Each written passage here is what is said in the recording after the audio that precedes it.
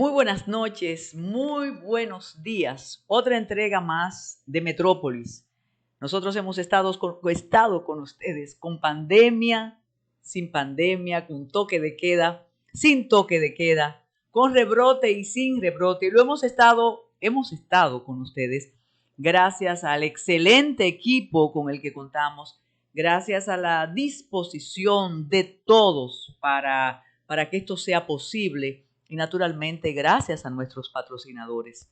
Y cuando hablamos de patrocinadores, nosotros tenemos un orgullo muy especial en Metrópolis. Lo tiene primero Ready para Exportar con Tayana Mora Ramis y lo tenemos nosotros como parte del equipo. Y es el respaldo irrestricto de Curinde. Para nosotros eso, cada vez que tenemos reuniones de trabajo, Tayana Mora y yo lo mencionamos, como Curinde ha estado ahí avalando los proyectos de Ready para Exportar, los proyectos de Tayana Mora Ramis, y naturalmente a nosotros también nos toca ese aval, esa permanencia y esa fe en el trabajo que se hace desde aquí de Curinde y de una persona muy especial para nosotros, que es Jacqueline Jansen, que por cierto, estamos haciendo los arreglos para tenerla con nosotros a través de Zoom o cualquier plataforma posible la semana próxima. Sobre todo porque por ahí viene el viernes amarillo, negro o azul, no importa, en tiempo de pandemia y con las dificultades que tenemos en relación a la llegada de furgones y demás, vamos a tener una opción importantísima en Curazao, ahí mismo, ahí en Curazao. Y con el respaldo de la zona franca y de Curinde, yo sé que Tayana y Jacqueline van a hacer posible que algo ocurra, algo muy positivo para nosotros. Así que gracias siempre tenemos que dar a todos nuestros patrocinadores y sobre todo o ante todo queríamos hacer ese reconocimiento en este noveno mes del año con otoño, y el otoño hace que uno clame por la bonanza y por los parabienes en el año, sobre todo en épocas tan difíciles como la que estamos teniendo, y uno hace de los inconvenientes esperanza y una profesión de fe cotidiana. Bueno, y continúan los aprestos del caso Falcón. Lo que ocurre es que hay una especie de suspensión jurídica, de entaponamiento jurídico, de lo que se encargan de hacer los abogados naturalmente cuando están en defensa de los derechos de los imputados. La magistrada Jenny Berenice Reynoso dijo que independientemente de las diligencias procesales que hagan los representantes de los encartados en la primera fase de este proceso, el Ministerio Público sigue trabajando, sigue haciendo allanamientos. Hay un detalle que debemos seguir subrayando en toda esta temporada de procesos importantes, de investigaciones, de sometimientos, y es los lamentables errores que se van a cometer y se cometen siempre en toda democracia y en toda investigación, pero que marcan muchísimo. Y yo estuve muy al tanto por Puerto Plata, por razones municipales, de la lamentable situación que ocurrió con una familia muy apreciada allá y que falta todavía, pero que finalmente le concedieron la libertad tanto a una sobrina del exalcalde Waldo Musa como a un sobrino. Naturalmente hay al parecer hay un involucramiento sentimental, emocional, pero no les niego que para la comunidad puertoplateña imaginar a, a un miembro de esa familia en estos menesteres resultó ser un poco pesaroso, pero mientras tanto están en su casa. Naturalmente las investigaciones siguen, pero como decía al principio, esa exposición pública de los imputados tiene consecuencias realmente lamentables y de alguna manera irrecuperables. Eso uno no quisiera ver verse en esa situación realmente. Pero ahí están las imputaciones, la investigación y lo que hemos dicho desde el principio, el narco en la política, que quizás ese sea el aspecto más importante, y como una narrativa muy exitosa realmente y encomiable trata de que los políticos y los partidos salgan por un momento de esta tremenda contingencia negativa y vengan otros temas, pero hay una realidad y ya hay 4 diputados involucrados en estos asuntos, pero no por malquerencias locales. Hay un diputado desde hace mucho tiempo solicitado eh, en extradición, no solicitado en extradición, apresado allá en Florida. Eso hace meses. Y ahora están estos involucrados en el caso Falcón. Las redes y los distintos equipos dicen, no, pero que él estaba contigo, y el otro, no, que se pasó conmigo. Pero la realidad es que las curules que hasta ahora tienen y ocupan pertenecen al partido oficial. De eso no hay duda. Y podemos decir que la narcopolítica está en todos los partidos, es cierto, pero estos pertenecen al partido de gobierno con un agravante, y es aquel caso que siempre tenemos que recordar, el caso de Miki López, porque su esposa es diputada. Recordemos que en época de campaña electoral se decía que los comentarios y las imputaciones a ese empresario muy próspero de La Vega, Miki López, obedecían a la campaña y a las malquerencias entre PLDistas y PRMistas. Sin embargo, Miki López fue pedido en extradición y su esposa es una diputada, la diputada Pilarte, que ya está en investigación. ¿Es rasgarse las vestiduras? Sí, pero es una realidad.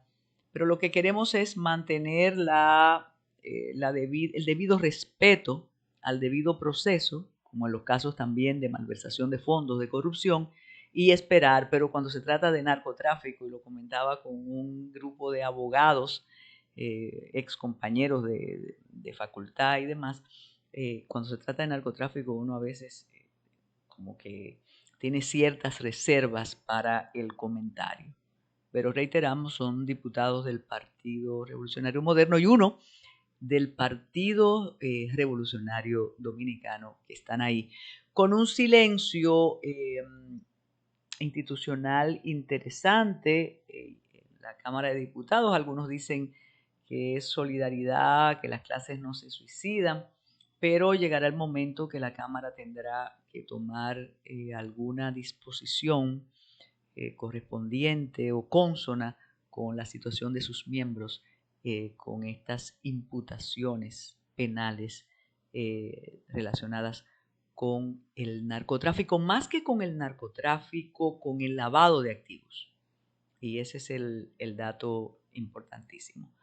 Bueno, y en esta primera mesa, como siempre les recordamos que tenemos a Ready para Exportar con Tayana Mora Ramis, y vamos a hacer el comentario pertinente al exitoso viaje del presidente Luis Abinader a la ciudad de Nueva York, y como anunciamos en la promo del programa, vamos a tener el comentario pertinente a propósito de un aniversario más del golpe de Estado contra el gobierno constitucional de don Juan Emilio Bosch y Gaviño. Eso es un hecho demasiado importante para pasarlo por alto, independientemente que ahora es muy difícil que alguno de los partidos lo asuman por las divisiones existentes, tanto el PRD como el PRM, tanto el PLD como la Fuerza del Pueblo, de modo que esa efemérides o lo asumen todas las fuerzas o no la asumen ninguna de las fuerzas. Pero vamos a referirnos al viaje del presidente Luis Abinader a Nueva York. El presidente fue a participar a la Asamblea Anual de Naciones Unidas, como había ido el año pasado. El año pasado estaba el tema de la pandemia el tema COVID y el de las vacunas, y el presidente Luis Abinader clamó por difusión o el repartimiento, la repartición, la distribución, ese es el término, Tayana, claro, de las vacunas a todos los países, porque se discutía quién tenía vacunas, a quién le enviaban vacunas, y fue un clamor muy interesante, muy contundente el que hizo entonces el presidente Luis Abinader. Esta vez el presidente ha tenido el clamor habitual y que hacen todos los jefes de Estado en torno naturalmente a la crisis que ha generado la pandemia. Habló del cambio climático, de lo que estamos haciendo con el ambiente, habló de la necesidad de que los países más poderosos sean más condescendientes con nosotros, pero el aspecto más destacable de ese discurso es lo que tiene que ver con la situación de Haití. Ha sido una exposición contundente, muy valiente e incluso, y eso se ha comentado desde que conocimos el discurso, el contenido, desde que lo pronunció, incluso bastante arriesgada ese clamor del presidente, porque sabemos que en el círculo más cercano y más influyente del presidente de la República están parte de los activistas de la ayuda irrestricta a Haití, a los ciudadanos haitianos, independientemente de cómo se comporta esa clase impiadosa, esa élite haitiana que reside fuera y que no le importa lo que le pasa a su pueblo. Pero tanto el embajador actual en España, el periodista independiente Juan Bolívar Díaz, como el canciller de la República, eran partícipes prácticamente de la acogida irrestricta de la población haitiana en la República Dominicana, sin importar el costo económico, sanitario y de todas las implicaciones, un término que a ellos no les gusta utilizar, que es el de soberanía, pero eso era antes, cuando no estaban en el gobierno. Ahora me imagino que la denuncia contundente que hace el presidente de la República y la solicitud a los países poderosos, a la comunidad internacional, de que asuman esa crisis y que ayuden a Haití a salir del precipicio. Quizás no le guste tanto a esas personas porque siempre han creído que nosotros somos como país, somos como nación, somos como Estado los que tenemos que asumir el problema de Haití. Vamos a hacer una pausa para compartir con ustedes el contenido del discurso del presidente Luis Abinader en la Asamblea de Naciones Unidas y les invitamos a prestar atención a esa parte referente a la situación de Haití y la necesidad de que la comunidad internacional asuma ese salvamento de Haití. ¿Por qué nosotros, como nación, como Estado, no podemos asumirlo? Como siempre, la reseña de los reporteros internacionales hablan de la parte este de la isla y la parte oeste de la isla Hispaniola. No reconocen la identidad de los dos países. Es aquello de la isla única e indivisible. Así que vamos a hacer una pausa para cumplir con nuestros compromisos publicitarios y luego regresar con la comparecencia del presidente Luis Abinader Corona en la Asamblea de Naciones Unidas.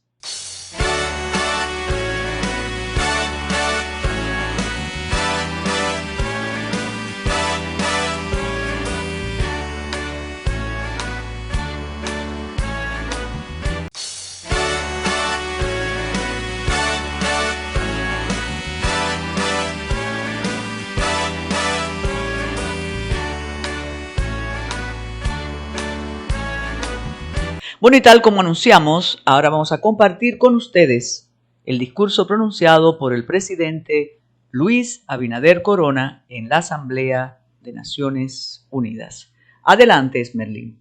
presidente del 76º periodo de sesiones de la Asamblea General, secretario general de las Naciones Unidas, distinguidos jefes de Estado y Gobierno, señoras y señores. Acercándonos al segundo aniversario del inicio de la peor catástrofe sufrida en casi un siglo, la humanidad aún no ha podido cerrar definitivamente este terrible episodio de la pandemia del COVID-19. A pesar de ello, venimos esperanzados a este foro con el objetivo de renovar y fortalecer los vínculos de cooperación y solidaridad como naciones fraternas. Esta comunidad de estados enfrenta enormes retos que solo pueden ser abordados efectivamente desde un multilateralismo renovado. En efecto, frente a la pandemia, la emergencia climática, la revolución tecnológica y la necesidad de articular un nuevo paradigma para el estado de bienestar, se requiere reforzar la unidad y la cooperación entre todas las naciones. Tenemos la responsabilidad histórica de dejar un mundo mejor al que encontramos, pero esto solo es posible si nos tomamos en serio la transición global hacia un nuevo modelo productivo, ecológico, sostenible, incluyente y equitativo, acorde con los objetivos de desarrollo sostenible de la Agenda 2030. Ese cambio solo es posible desde un esfuerzo global y multilateral que garantice el Estado de Derecho, los derechos humanos y el bienestar de todas las personas, sin dejar a nadie atrás. A pesar de este lamentable escenario creado por la pandemia, nuestro gobierno ha impulsado un plan de vacunación gratuito que ha sido exitoso, con resultados a la vista y cifras elocuentes. El 57% de la población está completamente vacunada. Aproximadamente el 70% tiene al menos una dosis y más de un 10% de la población ya tiene una tercera dosis, con una letalidad de un 1.14%, siendo esta una de las menores del mundo.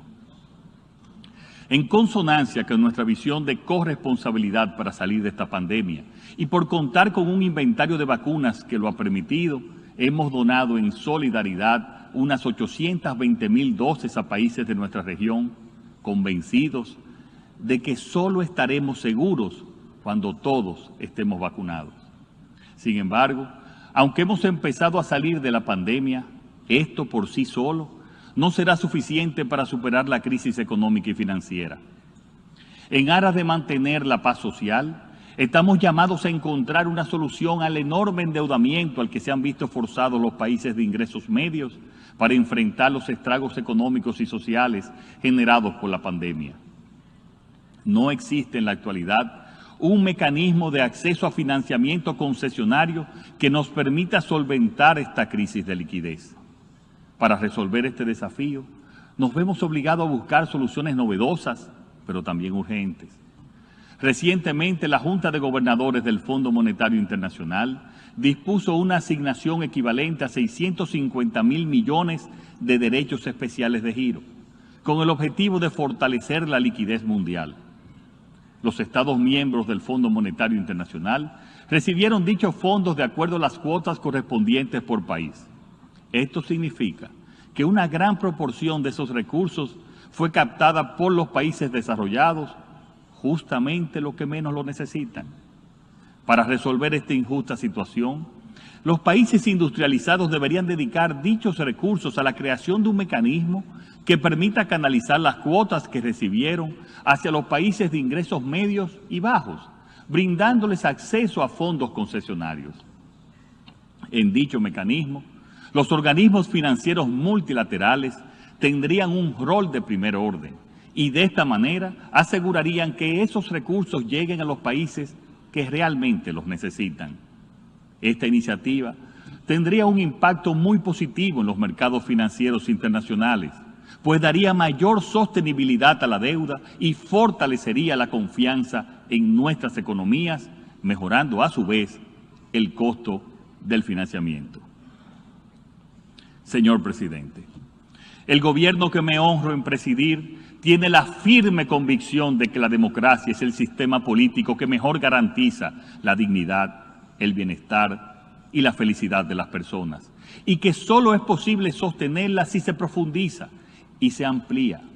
Por ello, me siento orgulloso de que hayamos convocado en nuestro país a todos los sectores de la vida nacional a un diálogo abierto y plural para lograr reformas que contribuyan a afianzar el Estado social y democrático de derecho en la República Dominicana.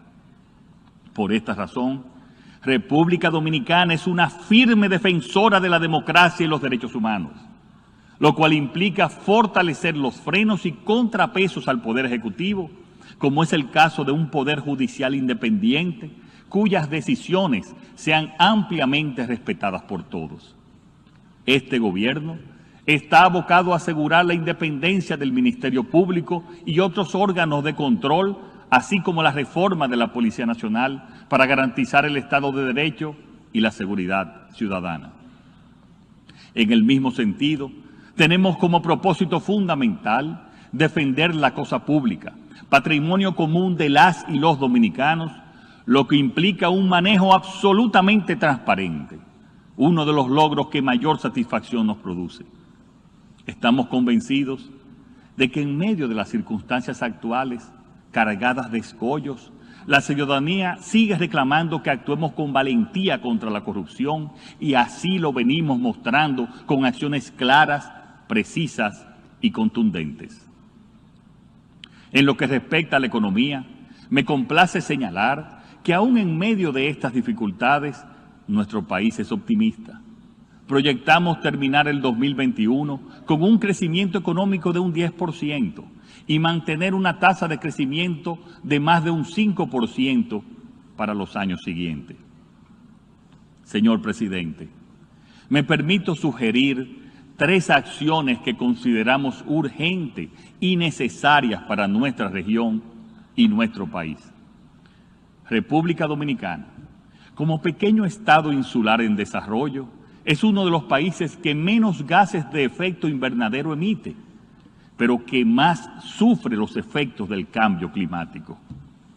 Este es el momento de impulsar una transformación global de la economía, que vaya de acuerdo con los niveles de desarrollo y que los estándares exigidos no impongan cargas excesivas que resulten en costos adicionales lesivos a la competitividad y la producción de nuestros bienes y servicios. Es justo y necesario, además, que la inversión para restaurar nuestros recursos naturales afectados por el calentamiento global, creado por los países que han generado más CO2, sean los que paguen por las enormes inversiones a realizar. Punto 2 de estas acciones. La actual crisis financiera y mayor endeudamiento provocado por la pandemia no solo puede ser dejada ser resuelta incrementando los impuestos en nuestros respectivos países con sus consecuentes presiones sociales y posibles alteraciones de la paz. Debemos ser creativos y estamos convencidos de que, sin costo para sus gobiernos, las instituciones financieras multilaterales y bilaterales pueden otorgar facilidades crediticias a través de mecanismos transparentes y accesibles, concertados y no discriminatorios, que contribuyan a que los países en dificultades recuperen con prontitud la sostenibilidad financiera y el acceso a los mercados financieros internacionales con tasas preferenciales que no sean afectados por el índice de riesgo de país. Señor presidente, nuestra tercera y final recomendación de acción es sobre Haití. Desde que asumimos el poder, hemos venido anunciando la posibilidad de que la situación haitiana pueda desbordar las fronteras de ese país, incidiendo como un factor de inseguridad en la región. De ahí la necesidad de que esta comunidad de naciones asuma con urgencia y de una vez y por todas la crisis haitiana como una de altísima prioridad y de permanente seguimiento. Hemos notado que recientemente algunos gobiernos han adoptado medidas para afrontar las consecuencias de la crisis haitiana.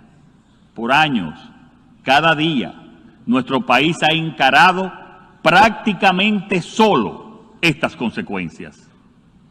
Estamos convencidos que ninguna acción unilateral será suficiente para superar esa dramática situación. Es imperativo manifestar de la manera más firme y tajante posible que la comunidad internacional no debe ni puede abandonar al pueblo haitiano en este momento en que los niveles de inseguridad lo están llevando a su autodestrucción. Y quiero decirlo hoy de la manera más sincera y fuera del lenguaje diplomático. Ante la división actual que existe entre el liderazgo haitiano y la peligrosa presencia de bandas criminales que controlan una buena parte de su territorio, los haitianos por sí solos no podrán pacificar su país y mucho menos garantizar las condiciones para establecer un mínimo de orden. Consecuentemente, lo más importante e inmediato es la seguridad en Haití. Solo después de haberlo logrado, pueden llevarse a cabo unas elecciones libres, justas y confiables. Entonces, con un nuevo gobierno como interlocutor legítimo, se deberá preparar un verdadero plan integral de desarrollo económico y social, con todos los recursos necesarios y apoyados solidariamente por la comunidad internacional, pues ya no se puede pensar únicamente en medidas de carácter humanitario. A este solemne cónclave le manifiesto que la República Dominicana ha mostrado y seguirá mostrando la solidaridad y la colaboración debidas con el pueblo haitiano. Pero también les reitero que no hay ni habrá jamás una solución dominicana a la crisis de Haití. Señor presidente, la cantidad de retos que enfrentan nuestros estados es significativa para la construcción de un mundo bajo el estandarte de la igualdad. Sin embargo, no debemos enfrentarlos solos. La integración y el multilateralismo son las vías idóneas para avanzar hacia la meta sin dejar a nadie atrás. Tengo la firme convicción de que cada día se seguirá renovando y fortaleciendo el liderazgo de las Naciones Unidas.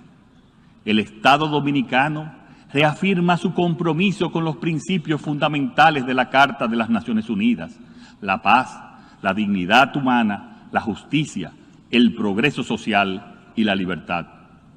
Avancemos con firmeza hacia un estado de bienestar renovado y más equitativo. No podemos fallarle a nuestros pueblos, no podemos fallarle a la historia. Muchas gracias.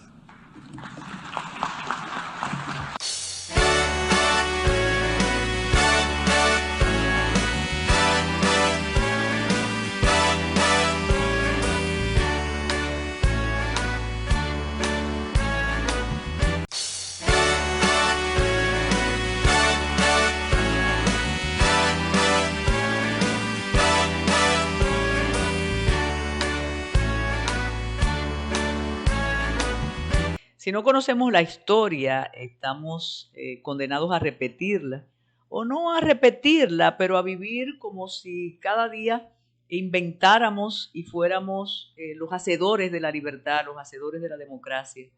Esto que disfrutamos hoy, incluso el derecho a disentir, que para algunos es pecado o para algunos no debe ser, tiene su origen en décadas de luchas, en décadas de enfrentamientos para lograr que la democracia se instaure en la República Dominicana.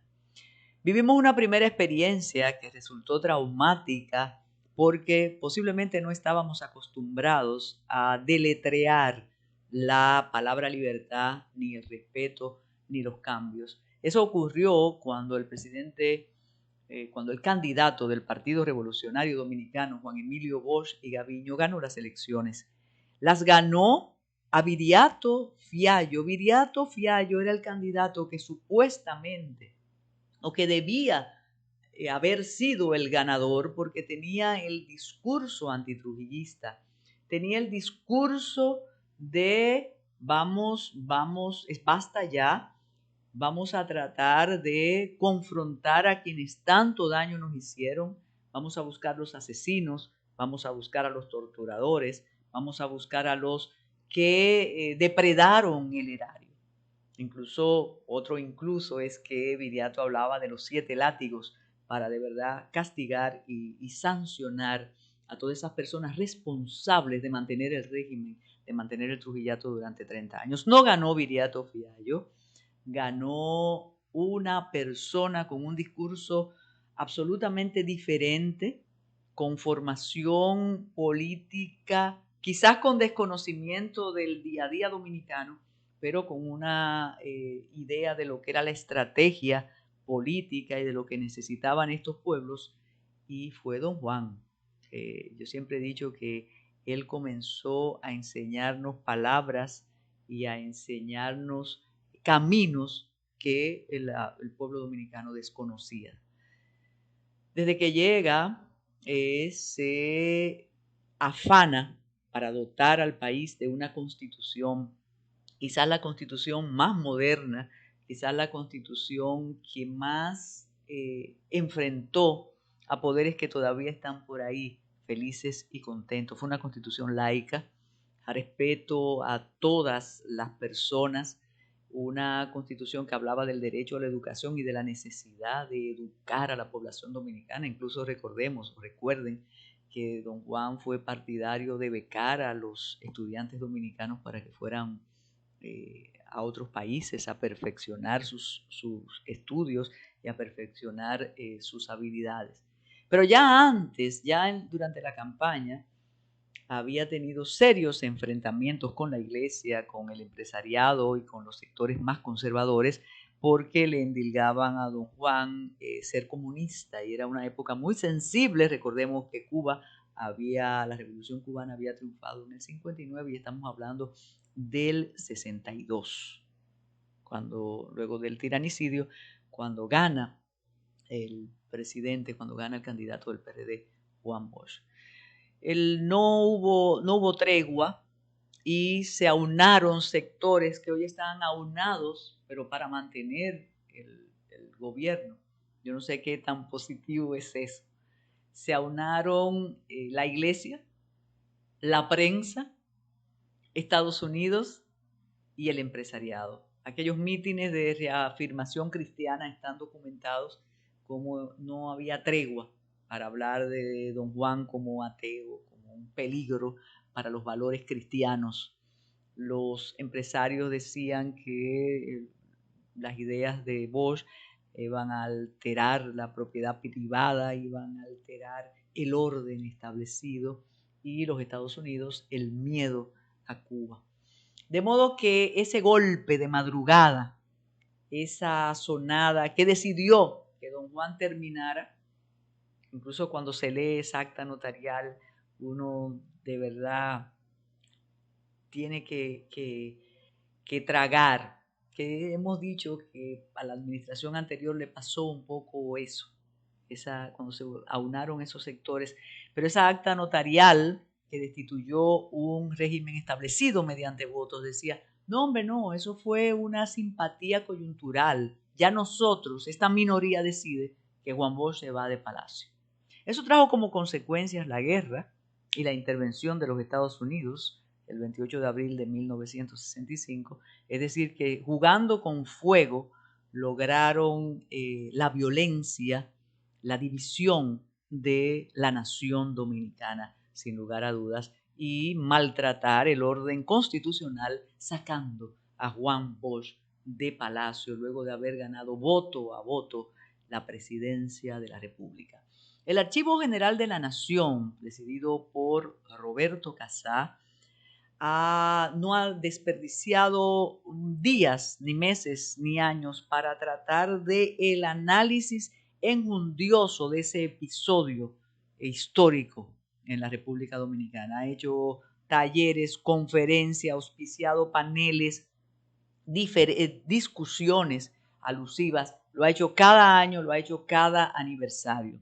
Podríamos discutir algunos aspectos del contenido. Siempre es posible discutir y disentir. Ojo a quienes creen que en esta época no se puede discutir y a todos tenemos que decir que sí, pero creemos que es importante compartirlo a propósito de la conmemoración de la efemérides del 25 de septiembre de 1963. Así que vamos a hacer una pausa para cumplir con nuestros compromisos publicitarios.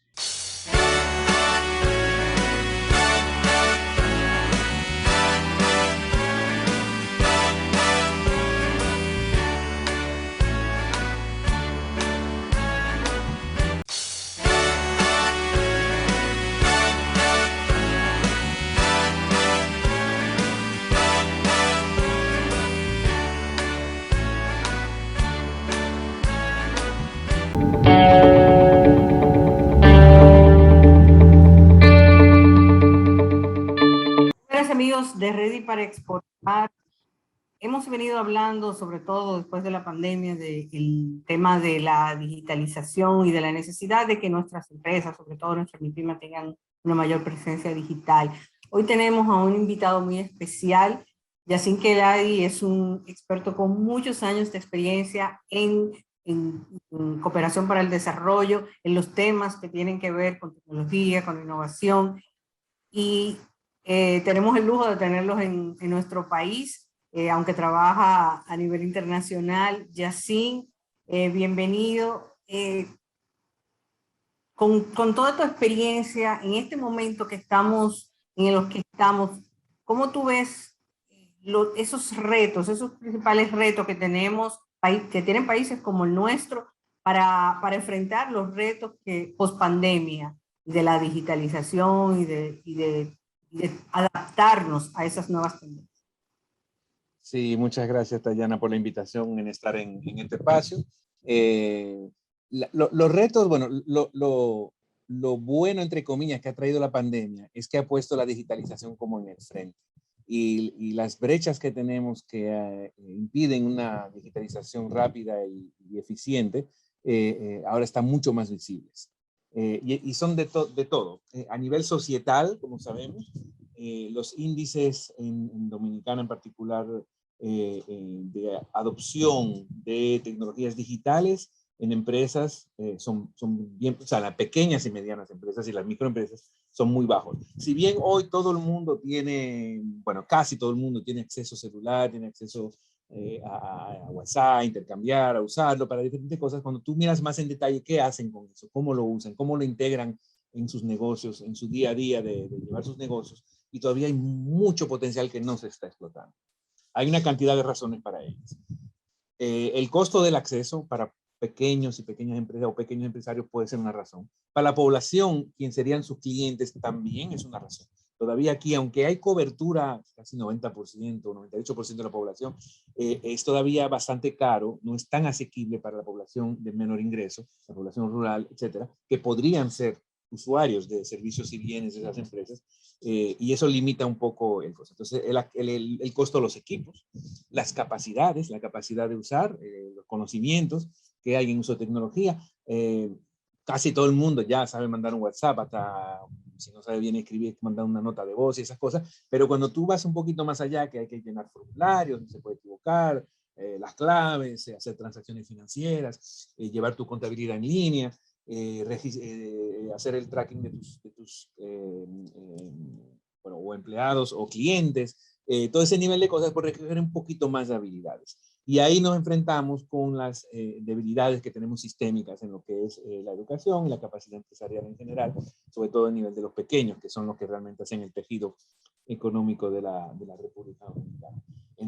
También los servicios y los contenidos a veces no están adaptados a estos grupos. Grandes empresas se encuentran sin problema paquetes integrales de software, por ejemplo, o de soluciones que tienen todo lo que necesitan para poder desarrollarse en el ámbito digital y crecer y integrar en su día a día, en todos sus procesos, eficientalizar sus procesos, bueno, hacerlo más eficiente gracias a la inclusión de las tecnologías. Pero los pequeños no, los paquetes, los software, el diseño, la complejidad que tienen, la necesidad de invertir que hay que hacer inicialmente para aprender a usarlo, que hay un poco una curva de aprendizaje, después ya te facilita las cosas, pero al inicio hay una montañita que hay que pasar y ahí es donde está mucho a veces la dificultad. Entonces tratar de traer eso significa buscar proveedores de soluciones, de aplicaciones, de usos que sean adaptados a la realidad y a las capacidades que existen en el mercado. Y al mismo tiempo, aumentar esa capacidad, reforzar esa capacidad para que nuestras pequeñas empresas y nuestros pequeños empresarios hagan más que WhatsApp, porque ahora mismo muchos, yo veo mucha gente vendiendo por WhatsApp, pero se puede hacer mucho más y se puede ser mucho más eficiente y tener mucho más impacto en los negocios, reducir costos, trabajar con otros, buscar alianzas estratégicas con otros, o sea verticalmente con proveedores y clientes, sea horizontalmente con otros que hacen cosas parecidas y juntos comprar, juntos vender, juntos mercadear. O sea, hay muchísimas posibilidades que ofrecen las redes y la economía, las plataformas y todas esas cosas, pero se necesita costo más asequible, equipos también más asequibles, capacitación, herramientas adecuadas, apoyo también en cómo integrar eso de manera estratégica en los negocios, etcétera. O sea, es todo un complejo que muchas veces no tiene que ver tanto con tecnología, tiene más que ver con capacidades, con organización, con visión, con crear esa visión, ¿no? Y saber qué hay del otro lado ahí que yo puedo tener para mejorar mi negocio. Sí, y hay un gran reto que va, como tú dices, más allá de lo tecnológico, porque esas siempre mis discusiones con los desarrolladores, porque si yo mando a hacer una página, pero no tengo idea realmente de cómo voy a interactuar con el cliente, va a ser muy limitado lo que yo le pueda para que ese desarrollador trabaje en algo que me pueda beneficiar. Como tú dices, cómo traduzco lo que hace mi empresa, que tal vez lo sé, pero no sé, si no lo presento de manera que ese comprador lo sienta desde que entre a la página, pues estoy perdiendo, ya perdí los segundos que tengo para llamarle la atención. O el tema dominicano de que no damos precio. Aún pues en las redes, la gente que tiene las redes y no... Tírame en privado que te mando el precio.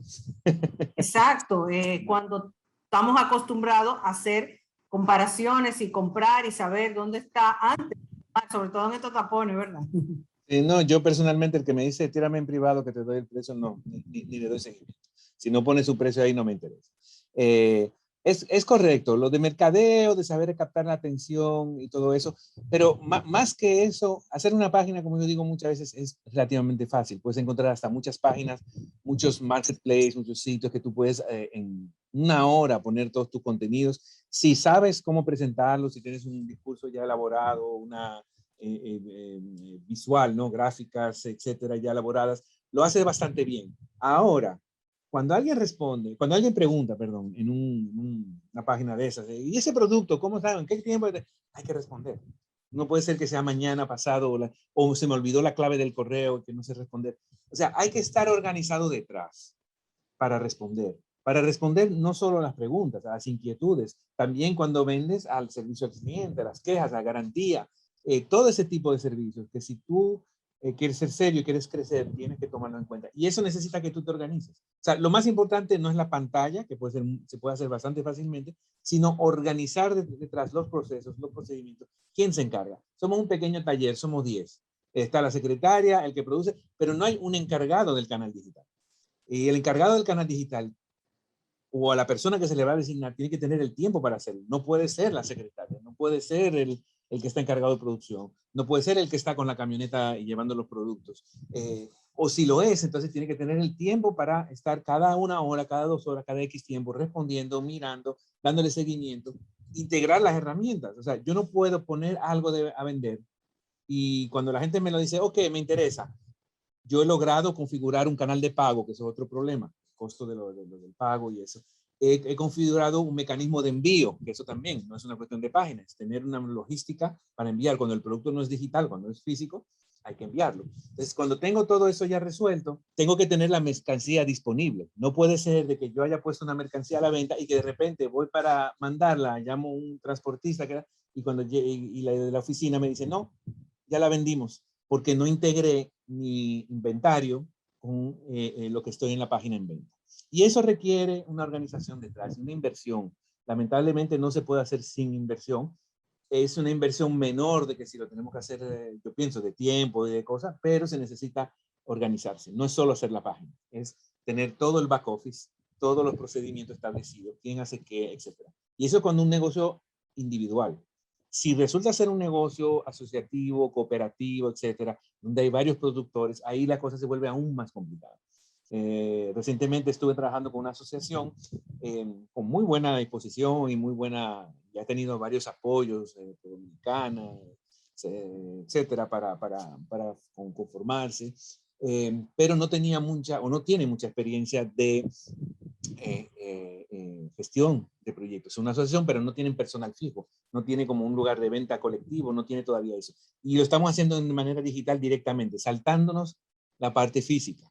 Y eso tiene muchos retos, porque hasta ahora no habían tenido, por ejemplo, que recibir la mercancía, hacer control de calidad, definir los precios, los márgenes, guardar el inventario en un lugar para estar seguro de que cuando alguien lo pide está, ver cómo están los sistemas de los pagos, qué comisión van a cobrar, etcétera. Además de las partes digitales.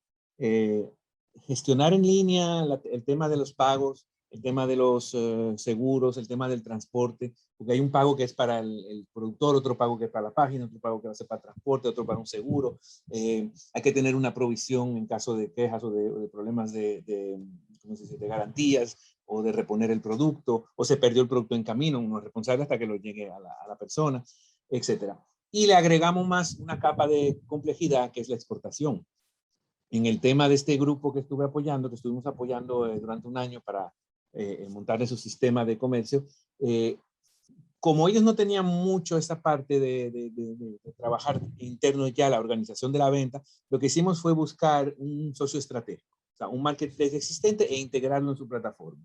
Así ellos no tenían que hacer el procesamiento de compra, pago, carrito y envío, lo hacía esta otra plataforma, ¿verdad? Con una comisión.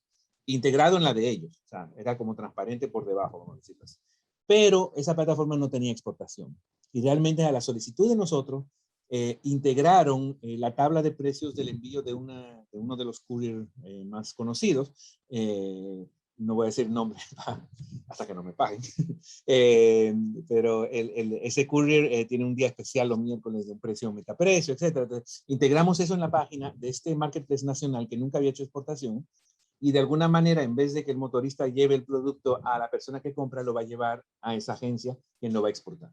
Pero ahí hay que hacer un seguimiento y hay que asegurarse que llegó y que la persona está contenta y entonces se libera el pago, etcétera. O sea, hay toda una serie de cosas que tenemos que ver cómo gente que no tiene esa experiencia, ese nivel de gestión, puede integrarlo y asumirlo. O sea, que digitalizar es mucho más que simplemente tener una bonita página web, que eso es lo más fácil. Y como país, porque tú mencionas dos temas que, por un lado, sí, son problemas que las empresas tienen que resolver. El tema del alto costo financiero de hacer comercio electrónico en el país todavía. Y la otra parte es la logística. ¿Cómo reducimos los costos? Porque a la hora de la verdad, a un consumidor estadounidense estamos compitiendo con Amazon. Correcto. El costo financiero ha bajado mucho, todavía existe y como quiera va a existir. O sea, aún sea en físico, cuando usted va a una tienda, la tarjeta le cobra, yo no sé, un 6%, un 3%. Eso existe. La diferencia en lo virtual va a ser muy poca. Lo que sí tienes que estar legal y registrado y poder tener o sea, muchos artesanos, por ejemplo, todavía no están incorporados. Todavía no tienen su RNC, su cosa, y están un poco renuentes a legalizarse por cuestiones fiscales, me imagino, por no poder declarar, etc. Entonces, muchas dificultades para digitalizarse van a venir de que no están finalmente aptos en eso porque no están incorporados de manera completamente legal en sistema y van a tener que hacerlo. Entonces, el costo financiero creo que no es tan grande ya como era hace 20 años. Me acuerdo en el 97 hice una primera plataforma para vender unos CD de música raíz, de palos y cosas, y costaba mucho más que el CD, hacer el pago, el envío, era imposible, o sea, lo dejamos ahí, pero eso fue hace muchos años, ya eso ha mejorado mucho. La logística a nivel internacional sigue siendo un problema, pero hay soluciones. Esa que mencioné, yo no sé si ahora con tantos nuevos courier que hay también a lo mejor un abaratamiento, ¿no?, de los costos de envío. Hay gente que hace consolidación y lo envía desde Puerto Rico, por ejemplo, que es o sea, claro, eso implica que tú inmovilizas tu producto, lo pones en un contenedor, va a Puerto Rico y está ahí esperando que lo compren. Tiene un costo de inmovilizar ese producto para ciertas, no sé, depende de los productos, ¿no? Pero es una posibilidad porque ahí yo no sé por qué, porque Puerto Rico y Dominicana estando casi al mismo, geográficamente tan cerca, de aquí a Miami cuesta $50 y de allá cuesta 7. Explíqueme usted. Yo no sé, pero por el mismo producto, o sea, el costo de envío. Creo que ahí estaremos, o sea, hasta que eso no se resuelva, va a ser siempre un problema de competitividad. Creo que la solución es no competir con Amazon, no competir con China, no competir, o sea, imposible, o sea, no tenemos ni la escala, ni el contexto, es buscar los nichos, buscar los productos muy específicos, buscar la calidad, buscar diferenciarse, es buscar servicios y productos específicos, especiales que otros no ofrecen o que no ofrecen a este costo. Y ahí es donde uno puede tener chance, porque no vamos a competir o sea, no tenemos el tamaño, ni la capacidad financiera, ni podemos aguantar las variaciones de mercado como pueden hacer economías mucho más grandes. Bueno, lamentablemente se nos acaba el tiempo, Yacine, pero no quiero dejarte ir sin tal vez darle a algunas de las empresas que nos están viendo. Si yo quisiera, como pequeña empresa, empezar a desarrollar ese canal digital, ¿cuáles serían tal vez esas 3 primeras cosas que yo tendría que empezar a hacer? Yo diría que hay que mapear primero los procesos internos que son necesarios. O sea, no te vayas primero a la promoción. Bueno, primero hay que tener claro un producto, algo que tú sabes que tiene mercado, ¿no? Pero no te vayas corriendo a venderlo sin antes haber resuelto tus procedimientos internos. Cómo tú vas, quién recibe un pedido, hacer el esquema, ¿no? De que se va fulano, fulano lo prepara, fulano lo empaca, fulano va a cobrar, fulano va a tener ese esquema bien claro antes de irse en línea. Porque lo peor que es hacer ir en línea y que de repente la segunda venta se te cae porque no era hora, porque el transporte no estaba, porque se fue la luz, porque XY. Eso es una cosa. Segunda, que esa visión es una visión de aprendizaje y de mediano plazo. No es algo que de corto plazo te va a dar resultado inmediato. Bueno, puede ser, pero es muy difícil. O sea, tú tienes que tener suficientemente visión y tener en cuenta que tienes que aguantar un tiempo en que tú vas a ir aprendiendo, que te van a ir conociendo y buscar tus estrategias, ¿no? Para, vas ajustándolas, ¿no? En el mercado, etcétera, para lograr que ese canal se vuelva un canal provechoso. Está demostrado de que es muy provechoso, de que tiene un impacto enorme, pero no es automático. Hay que hacer esa inversión de tiempo, ese esfuerzo y tener bien claro cómo tú lo manejas internamente. Muchísimas gracias, Yacine, por todas estas orientaciones. Yo creo que lo que tenemos es que seguir empujando y apostando para que nuestras empresas tengan una mayor presencia digital, sobre todo para el tema de las exportaciones. Muchísimas gracias por presencia. Gracias a ti por invitarme aquí. Y a ustedes los esperamos la próxima semana en Ready para Exportar y en Metro.